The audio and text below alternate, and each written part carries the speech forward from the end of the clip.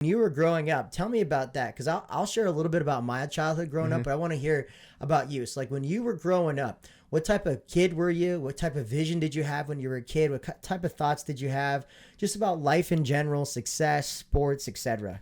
Okay, well, it derives from, as many know, if they're coming through me, they know that Goldberg was my lifelong hero. So from the very beginning, I was looking up to somebody that had reached the pinnacle of what he's done, and he's used that now to scale internationally, Hollywood, everything that I would ever want to do, be it help others, inspire others, achieve a level of success that allows him to take care of his family and loved ones. Like, that's where I want to go. So ever since I was 3 years old, I've been watching him do what he does, and it's essentially inspired me to strive to something like that. Being so young, I didn't know what that was just yet, but I always found myself wanting to be the best in even recreational sports like baseball or football or whatever I was signed up in as the time. And, Irving and Matt can attest, I usually did my best to be the best person on each and every team, be the captain on each and every team.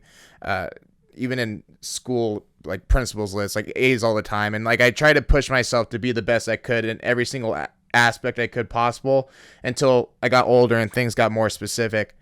I remember in elementary school, like my group of friends, they were like calling me like their leader and stuff like that. And even though that's kind of like weird and like a little bit narcissistic at the time, You're like the cult leader. I guess so. I feel it. I guess so. Yeah.